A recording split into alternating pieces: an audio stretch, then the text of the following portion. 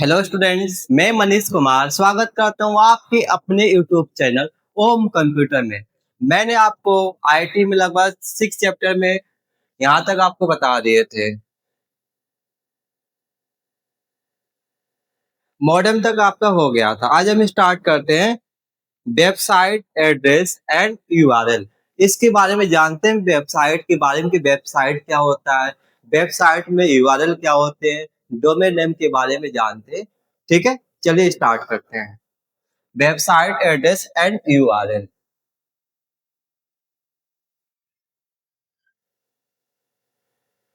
तो वेबसाइट क्या है? तो वेब एड्रेस या डोमेन नेम, वेब एड्रेस या डोमेन नेम किसी स्पेसिफाई फाइल, डायरेक्टरी या वेबसाइट के पेज का एक एड्रेस होता है। डोमेन नेम या स्पेसिफाई फाइल या डायरेक्टरी वेबसाइट पेज का एक एड्रेस होता है। जैसे मान लो यहाँ पे एक लिंक है https www.youtube.com। यह मेरा क्या हो जाएगा? https या ये मेरा प्रोटोकॉल हो जाएगा। क्या हो जाएगा? यह प्रोटोकॉल।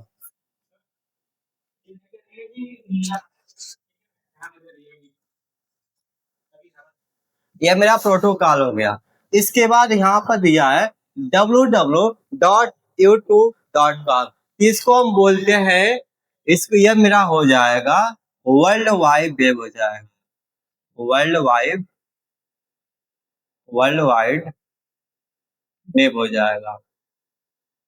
और यह मेरा क्या हो जाएगा? जो ये वाला है यह मेरा डोमेन नेम हो जाएगा। यह पार्ट यह मेरा डोमेन नेम हो गया।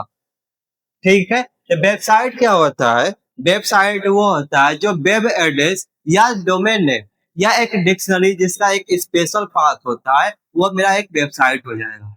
क्या हो जाएगा? वेब एड्रेस या डोमेन नेम किसी स्पेसिफाई फाइल या डायरेक्टरी या वेबसाइट के पेज का एक एड्रेस होता है। जैसे यहाँ पर आपको ये एग्जांपल भी हो गया। जैसे हम क्या कहेंगे, यूआरएल भी इसको कहा जाता है। आमतौर पर आमतौर पर यह आमतौर पर वेबसाइट का एड्रेस वेब वेबसाइट का एड्रेस वेबसाइट के होम पेज को रिप्रेजेंट करता है। यह किसको रिप्रेजेंट करता है? यह वेबसाइट का एड्रेस वेबसाइट के होम पेज को यह रिप्रेजेंट करता है। यानी वेबसाइट का जो एड्रेस होता है यह वेबसाइट के होम पेज को यह रिप्रेजेंट करेगा। और यह किसी भी वेबसाइट का एड्रेस प्रोटोकॉल डोमेन नेम के साथ शुरू होता है और डोमेन टाइप के साथ फिनिश होता है। जब भी हम किसी वेबसाइट स्टार्ट होता है तो किसके साथ शुरू होगा? यह डोमेन एड्रेस प्रोटोकॉल के साथ शुरू होगा और डोमेन नेम के साथ शुरू होता है। एड्रेस प्रोटोकॉल और डोमेन नेम के साथ यह शुरू होगा, लेकिन जब यह फिनिश होगा तो किसके साथ होगा? डोमेन टाइप के साथ यह फिनिश हो जाता है। ठीक है, यह मेरा वेबसाइट हो गया। यानी किसी भी वेबसाइट के पेज को या डोमेन नेम या एक स्पेसिफाई पाथ, वो क्या हो जाएगा? मेरा यूआरएल हो जाएगा। ठीक है, और वेबसाइट का एड्रेस वेबसाइट के होम पेज को यह रिप्रेजेंट करता है। ठीक है, इसके बाद आपका अगला पॉइंट दिया है यूनिफॉर्म रिसोर्स लोकेटर। इसको हम क्या बोलते हैं? यूआरएल भी बोलते हैं। तो यूआरएल क्या होता है, हमें इसके बारे में जानते हैं। देखिए, तो यूआरएल किसी वेबसाइट या वेबसाइट के पेज को रिप्रेजेंट करता है। किसको? यूआरएल किसको रिप्रेजेंट करता है? यूआरएल किसी वेबसाइट या वेबसाइट के पेज को यह रिप्रेजेंट करता है। यूआरएल या आपको किसी पेज तक ले जाता है।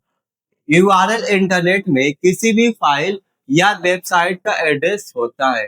यूजर इंटरनेट से वेब पेज प्राप्त करने के लिए इस एड्रेस का उपयोग करता है। तो यूआरएल क्या होता है? यूआरएल एक प्रकार का वेब एड्रेस होता है। मान लीजिए किसी भी वेबसाइट आपने, जैसे मैं एक सरकारी जल की वेबसाइट ओपन कर रहा हूँ, तो वहां पर आप क्रोम में देखे होंगे कि यहाँ पे एक यूआरएल होता है। तो उस यूआरएल को हम क्या करते हैं, किसी भी वेबसाइट को ओपन करने के लिए हमें यूआरएल की आवश्यकता होती है। यूआरएल के द्वारा ये आपका वेबसाइट ओपन होता है, और जब ये ओपन होगा तो किसको रिप्रेजेंट करता है, होम को यह रिप्रेजेंट करेगा, होम मेन्यू को रिप्रेजेंट करता है वेबसाइट। ठीक है, जैसे मान लो यहाँ पर आपका एक एग्जांपल दिया है, जो आपका ये वाला पार्ट होता है इसको हम क्या बोलते हैं, प्रोटोकॉल बोलते हैं। लेकिन जो मेरा यह पार्ट हो जाएगा www.youtube.com, इसको हम क्या बोलते हैं, इसको हम वर्ल्ड वाइड वेब बोलते हैं। क्या बोलेंगे इसको, वर्ल्ड वाइड वेब बोलते हैं। अब मेरा जो ये वाला पार्ट है इसको हम बोलेंगे डोमेन नेम, और ये किसके साथ समाप्त होगा, फिनिश के सब डोमेन के साथ यह समाप्त हो जाएगा। यह मेरा सब डोमेन हो गया। ठीक है, यानी किसी भी वेबसाइट को हमें ओपन करने के लिए हमें यूआरएल की आवश्यकता है। किसी ना किसी वेबसाइट का एक यूआरएल होता है, चाहे आपका फाइल हो जाए, इमेज हो जाए, वेबसाइट हो जाए, एनी वन कोई भी फाइल हो, उसका एक ना एक यूआरएल होता है, क्योंकि उस यूआरएल के द्वारा हम किसी फाइल को, किसी वेबसाइट को या किसी इमेज को ओपन करते हैं। ठीक है, इसके बाद आपका अगला पॉइंट आता है टाइप ऑफ यूआरएल। यूआरएल कितने प्रकार के होते हैं, देखिए पहला आपका क्या हो जाएगा, एब्सोल्यूट यूआरएल। पहला आपका पॉइंट क्या है, एब्सोल्यूट यूआरएल। तो एब्सोल्यूट यूआरएल क्या होता है, एब्सोल्यूट यूआरएल में इंटरनेट पर फाइल्स को सर्च करने के लिए आवश्यक सभी इंफॉर्मेशन होती है। तो एब्सोल्यूट यूआरएल क्या होता है, एब्सोल्यूट यूआरएल वह यूआरएल होता है जो इंटरनेट पर सर्च की जाने वाली सारी जानकारियों को क्या करता है, यह साझा करता है, इंफॉर्मेशन हमें प्रोवाइड करता है एब्सोल्यूट यूआरएल। तो इसमें protocol, host name, folder name और फाइल का नाम होता है। और इसमें क्या रहेगा, प्रोटोकॉल होगा, होस्ट नेम होगा, फाइल का नाम होगा, फोल्डर का नाम होगा, तब जाके आपका एब्सोल्यूट यूआरएल उसको ओपन करता है। जैसे यहाँ पर हमने एक एग्जांपल भी लिया था, आपको ये बताइए कि क्या होता है। ये मेरा प्रोटोकॉल हो जाएगा, यह मेरा वर्ल्ड वाइड वेब हो जाएगा, यह मेरा डोमेन हो गया, यह होस्ट सब डोमेन हो गया। ठीक है, अब इसके बाद दिया है रिलेटिव यूआरएल। रिलेटिव यूआरएल क्या होता है, रिलेटिव यूआरएल में आमतौर पर केवल फोल्डर नेम और फाइल नेम या सिर्फ फाइल नेम होता है। इसमें क्या होता है, रिलेटिव यूआरएल में इसमें केवल फाइल नेम होगा या फोल्डर नेम होगा या फोल्डर का यूआरएल होगा, और बाकी सब इसमें कुछ नहीं होता। लेकिन जो एब्सोल्यूट यूआरएल था, इसमें क्या आता है, एब्सोल्यूट यूआरएल में इंटरनेट पर फाइल को सर्च करने के लिए सभी इंफॉर्मेशन होती है। इसमें आपका प्रोटोकॉल होता है, होस्ट होता है, फोल्डर नेम होता है, फाइल का नाम होता है। लेकिन यह रिलेटिव में ऐसा कोई कंडीशन नहीं है। रिलेटिव में क्या बोल रहा है, इसमें बोल रहा है कि इसमें केवल फोल्डर नेम होगा, फाइल नेम होगा या सिर्फ फाइल नेम ही हो सकता है। यह मेरा क्या हो जाएगा, रिलेटिव यूआरएल हो जाएगा। ठीक है, हम रिलेटिव यूआरएल का यूज तब कर सकते हैं जब हम उसी फाइल या उसी सर्वर पर मौजूद हो। हम इस जब हमें रिलेटिव यूआरएल का यूज करना, तो हम उस यूआरएल का कब यूज कर सकते हैं, जब एक ही सर्वर पर काम करें। जैसे मान लीजिए मेरे पास 4-5 कंप्यूटर है, उस सभी कंप्यूटर एक सर्वर से कनेक्ट है, तब हम रिलेटिव यूआरएल का यूज कर सकते हैं। और इसमें क्या बोल रहा है कि रिलेटिव यूआरएल में ब्राउजर को सर्वर नेम या प्रोटोकॉल नेम की आवश्यकता नहीं होती है। और ये बोल रहा है जो मेरा रिलेटिव यूआरएल होता है उसमें ब्राउजर को सर्वर में प्रोटोकॉल की आवश्यकता नहीं होती है। ठीक है, यह किसके द्वारा एक्सेस किया जाएगा, फोल्डर नेम के द्वारा या फाइल नेम के द्वारा एक्सेस किया जा सकता है रिलेटिव यूआरएल। ठीक है, यहाँ तक। इसके बाद आपका अगला पॉइंट आता है, आपका अगला पॉइंट है वर्ल्ड वाइड वेब। क्या है मेरा अगला पॉइंट, वर्ल्ड वाइड वेब। इसका पूरा नाम क्या हो जाएगा? वर्ल्ड वाइड वेब, जिसको हम डब्ल्यू के नाम से जानते हैं। पूरा नाम क्या हो जाएगा? World wide web. देखिए, तो जो मेरा वर्ल्ड वाइड वेब होता है, वर्ल्ड वाइड वेब इंटरनेट का वह हिस्सा है जिसमें वेबसाइट और वेब पेज शामिल है। इसका आविष्कार सन 1989 में टिम बर्नर्स-ली ने सर जेनेवा, स्विट्जरलैंड में किया था। तो डब्ल्यू क्या होता है? डब्ल्यू किसी भी वेबसाइट का या वेब पेज का एक महत्वपूर्ण पार्ट होता है। इसके द्वारा हम वेबसाइट को एक्सेस कर सकते हैं, नहीं वेब पेज को बना सकते हैं। ठीक है, और इसको इसको सन 1989 में टिम बर्नर्स-ली ने स्विट्जरलैंड में इसका आविष्कार किया था। कहाँ पर? सन 1989 में स्विट्जरलैंड में इसका आविष्कार हुआ था डब्ल्यू का। किसने किया था? टिम बर्नर्स-ली ने किया था, जो स्पेशली फॉर्मेट डॉक्यूमेंट को सपोर्ट करता है। यह क्या है? यह मूल रूप से इंटरनेट सर्वर का एक सिस्टम है जो स्पेशली फॉर्मेटेड डॉक्यूमेंट को सपोर्ट करता है। इसमें डॉक्यूमेंट को एक मार्कअप लैंग्वेज में फॉर्मेट किया जाता है जिसे हाइपरटेक्स्ट मार्कअप लैंग्वेज कहते हैं। और यह क्या बोल रहा है? इसमें देखिए, जो इसमें मेरा यह किस पर काम करता है? यह मूल रूप से इंटरनेट सर्वर पर सपोर्ट करता है। कहाँ पर काम करता है? यह मूल रूप से इंटरनेट सिस्टम पर यह काम करता है, जो स्पेशली फॉर्मेट डॉक्यूमेंट को सपोर्ट करेगा। क्या करेगा? मतलब किसी भी डॉक्यूमेंट को हमें फॉर्मेट करना, ये केवल उसी को सपोर्ट करता है। और इसमें डॉक्यूमेंट को मार्कअप लैंग्वेज में फॉर्मेट किया जाता है।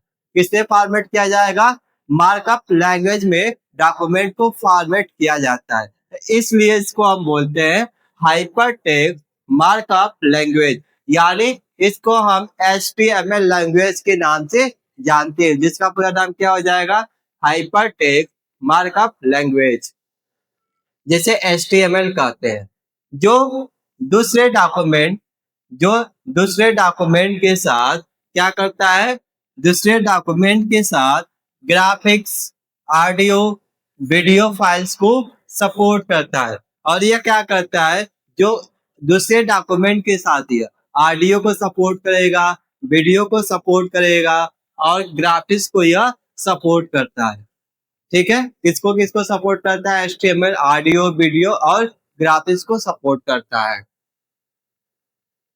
डब्ल्यू मूल रूप से दुनिया भर में वितरित लाखों सर्वर वाला एक लार्ज क्लाइंट सर्वर सिस्टम है। और यह जो मेरा डब्ल्यू होता है, यह पूरे विश्व में स्थापित किया गया एक मूल रूप से सर्वर है, जिस पर सभी काम, सभी वर्क किए जा सकते हैं। ठीक है, डब्ल्यू के बिना हम किसी भी सर्वर पर काम नहीं कर सकते। यानी आप किसी भी सर्वर पर काम करना है तो आपको डब्ल्यू के बिना वह काम नहीं हो पाएगा। डब्ल्यू के द्वारा ही सभी काम किए जा सकते हैं। डब्ल्यू को हम डब्ल्यू को W3 या वेब भी कहा जाता है। यह एक इंफॉर्मेशनल स्पेस है। यहाँ पर HTML डॉक्यूमेंट और वेब रिसोर्स को यूनिफॉर्म रिसोर्स लोकेटर के थॉट आइडेंटिटी किया जा सकता है।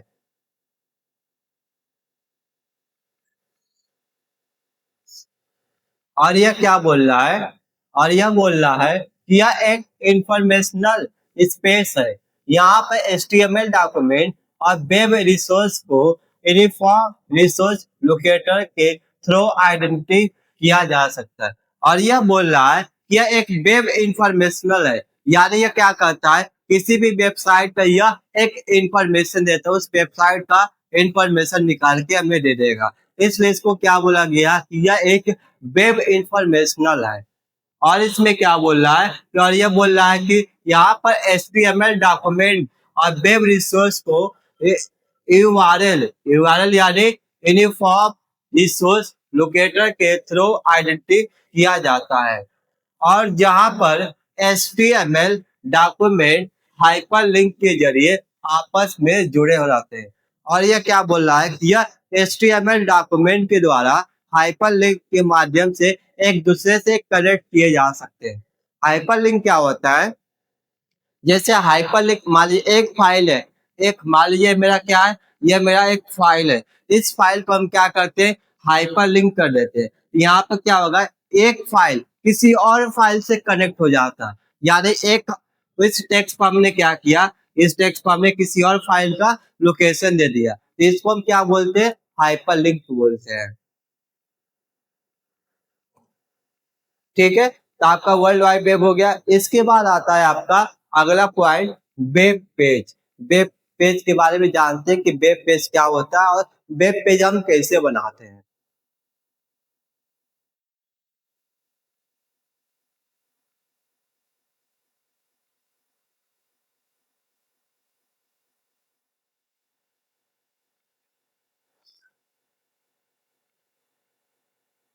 देख, वेब पेज, एक वेब पेज आमतौर पर हाइपर टेक्स्ट मार्कअप लैंग्वेज यानी HTML में लिखा गया एक डॉक्यूमेंट होता है।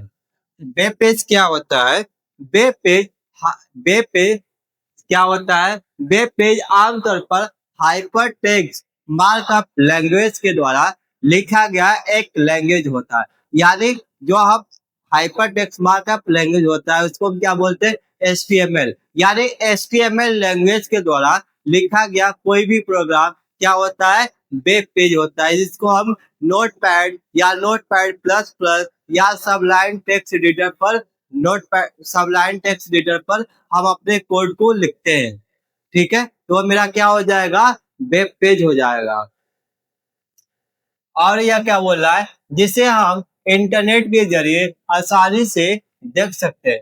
और वेब पेज बनाने के बाद हम उसका जो आउटपुट चेक करना रहता है, हम उसको एक ब्राउजर के माध्यम से या इंटरनेट के द्वारा आसानी से हम चेक कर सकते हैं। इस तरह के वेब पेज में वेब लिंक का भी उपयोग किया जाता है, जिससे उसी वेबसाइट के अदर पेज या किसी दूसरे वेबसाइट में जाया जा सकता है। यानी यह बात कर रहा हाइपर लिंक का। यह क्या बोल रहा है, जैसे ये बोल रहा है कि इस तरह के वेब पेज में वेब लिंक यानी वेबसाइट का लिंक यानी हाइपर लिंक। हाइपर लिंक अभी आपको बताए थे, जैसे यहाँ पे एक फाइल है, इस फाइल के अंदर हमने क्या किया, एक लिंक दे दिया। तो यहाँ पर जब हम डबल क्लिक करेंगे तो वह फाइल ओपन हो जाती है। यानी एक फाइल के जरिए हम किसी दूसरे फाइल पर जा सके, वो मेरा क्या हो जाएगा, वेब लिंक हो जाएगा या हाइपर लिंक हो जाएगा। यह बोल रहा है कि इस तरह वेब पेज में वेब लिंक का उपयोग किया जा सकता है, जिससे उसी वेबसाइट के अदर पेज या किसी दूसरे वेबसाइट में हम जा सकते हैं। यह मेरा क्या हो जाएगा, वेब पेज हो जाएगा। ठीक है, यहाँ तक क्लियर, कोई डाउट? ठीक है, आगे चलते हैं हम डोमेन नेम। डोमेन नेम के बारे में जानते हैं कि डोमेन नेम क्या होता है।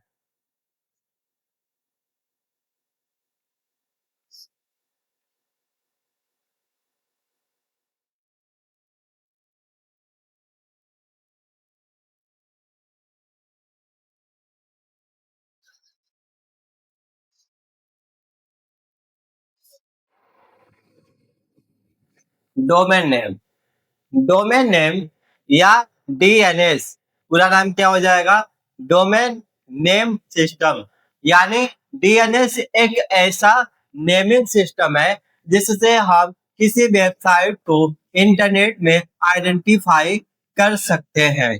यह DNS क्या होता है, डोमेन नेम सिस्टम क्या होता है, यह एक स्पेशल स्पेसिफाई नेम होता है। इसके द्वारा हम किसी भी वेबसाइट का या वेब पेज का हम उसका आइडेंटिफाई कर सकते हैं इंटरनेट के माध्यम से।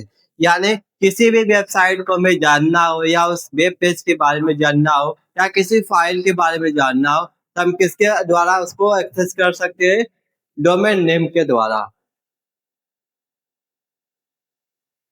और यह बोल रहा है कि अधिकांश,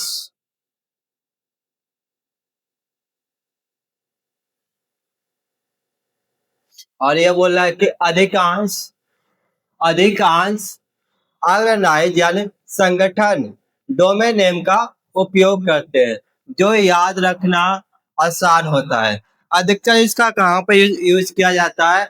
संगठन में किया जाता है, ऑर्गेनाइज में, या जिसे हमें मेरा कोई बिजनेस है तो बिजनेस में भी इसका ज्यादातर उपयोग किया जाता है, जिसके द्वारा वो आप क्या करते हैं, अपने नाम को आसानी से एक्सेस कर सकते हैं वेबसाइट के द्वारा।